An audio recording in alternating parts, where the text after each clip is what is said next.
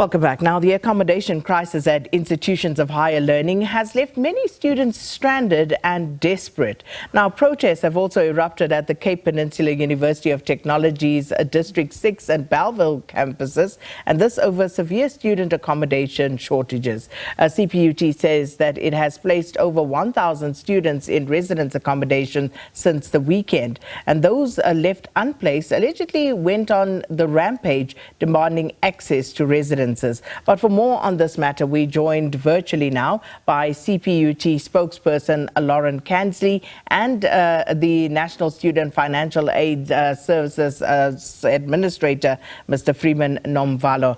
Thanks to both of you for joining us this moment for this very important subject. If I could start with you, Ms. Kansley, how many students are currently still not placed, and are they still sleeping in hallways and in student centres at CPUT?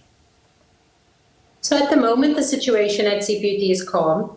We have a situation where on the daily basis, we clear the backlog of whoever arrives at our gate for potential placement. And we must be clear that these are not necessarily students. They could be applicants, people who are hoping to be placed at the institution for a place to study or for a place in residence. So we clear the backlog each single day, and then by the next day, hundreds more arrive. So we can never be entirely certain of what to expect for each day. Despite that, I think the placement figure's gone up to about 1,500 students placed.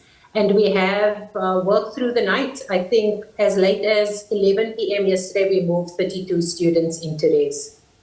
So are there any that remain unplaced for any reason at this point, students who are registered and do need accommodation, Ms. Kansley?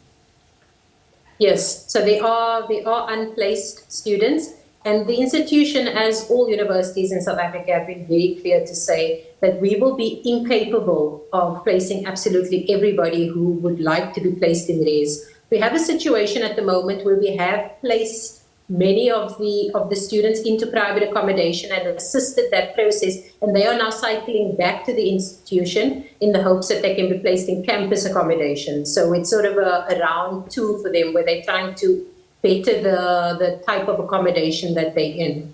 And how many are those students, just a rough estimate? I would say it's, I think we're at about 100 at the District 6 campus at the moment. So many of them are also ineligible to be placed in residence. And so some of them may stay within the 60-kilometer radius of our campus. Some of them have been academically excluded because they are not passing. Some of them have already been what we call term career students. They've been in the system for 5 to 6 years and they're not eligible for residence. And so we have told them this, however, they continue to persist in the hopes that they will find a place.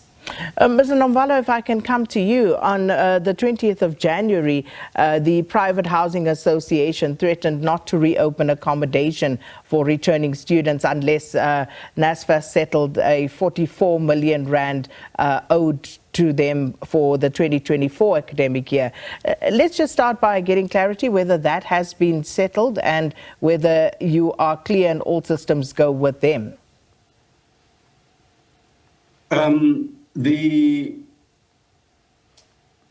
issue of that 44 million rands is an interesting one, because of the 44 million, we're meeting Shah later today to discuss the way forward on some of these things. But on the 44 million rands specifically, our records show something different to that number, which is why in the past I said in the public media, to deal with specific matters like those, you need to sit around the table, show the invoices, we see whether there's been any payments and so on.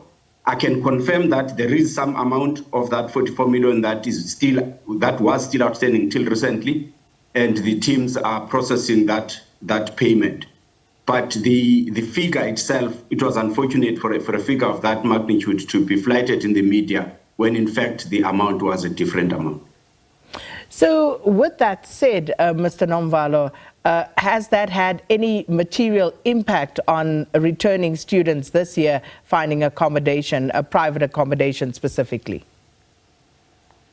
At this moment, we haven't seen much in terms of those reports, but also where we've identified accommodation providers that have not been paid yet, for whatever reason, we have communicated with those accommodation providers. We've been working with them to say, show us the amounts that you say are outstanding. Let's show you our records, whether we've paid or not paid. Let's show our records whether that particular student you are claiming for is in fact legitimately funded by NSFAS or not, and clearing those. So because of those efforts, we haven't seen a huge number of those incidences.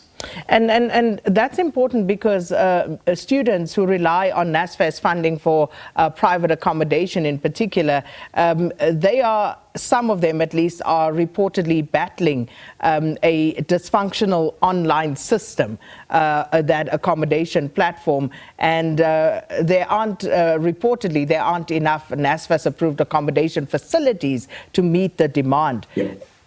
Is that the case from your perspective as well, Mr. Nomvalo?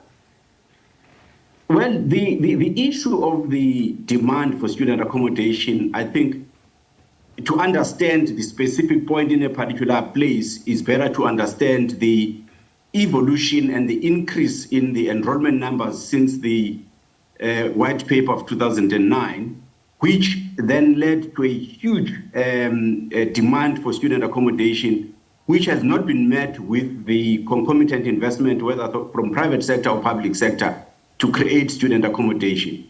So there is a shortage, as a matter of fact, there is a shortage of student accommodation across the country. So NSFAS has accredited X number of beds, but there aren't enough beds to be accredited to start with. So the context of understanding student accommodation and the demand has got to be understood really in the context that there has been an increase in the enrollment numbers in institutions of higher learning, and that increase was not met by a concomitant increase in the investment for student accommodation. So just pivoting back to you, Ms. Kansley, the Cape Peninsula University of Technology's District 6 campus, we understand you grappling there with an accommodation crisis. Again, can you confirm that for us? And in terms of the desperate need for students, because this is what we're hearing as the media, as some students would speak to us trying to highlight their plight. But what is the situation there, and how are you currently dealing with that matter? So we started seeing an increase in applicants arriving at our gates really from last week, and that was in preparation for this sort of earnest start of academic classes from this Monday. And I would say we are placing posters up. We placed them up yesterday to say that the campus housing accommodation is now officially full to capacity. We are directing people to private accommodation, and we are urging them that once they have been placed in private accommodation to actually take that place, because they are scarce. And so we are also communicating directly with the groups who are at our gates to say that they really need to look at this next channel of accommodation now. And we are not just sending them out there coldly, we are assisting that process as well. We've got a list of private accommodation which they can approach, and we are also assisting in terms of financial aid to make sure they are vetted and ready to take up that place. That's an interesting point, because some students actually report that private accommodation owners are demanding deposits or rental upfront from them, or top-ups even in some instances. And I want to ask both of you, from an NSFAS perspective as well as an institutional perspective, how are you dealing with this matter, and has this particular issue been flagged with you by the students? Let me start with you, Mr. Nomvalo, and then Ms. Kansley.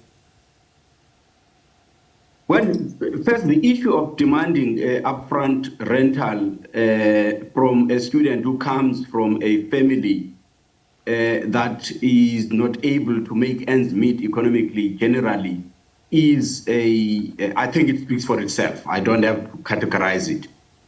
Where a student is funded by NSFAS and there is a funding decision that has been communicated, there is no need for the accommodation provider to worry, because NSFAS will take care of that. Yes, in the past, the payment mechanism from NSFAS has been erratic, but we're working on improving that. So there is no need for students to be demanded any payment. What is necessary is for the student to demonstrate that NSFAS has funded them, and that should be adequate for any accommodation provider. On the issue of the cost of student accommodation, I know that a lot of people in the private sector are arguing that the minimum norms and standards lead to a certain cost and so on. Private sector has got to be innovative. They've got to provide that accommodation that meets those standards of accessibility, safety, and so on. But they should do it in a way that ensures that they keep their costs down, because we need affordable accommodation. The need to help South Africans with education is huge.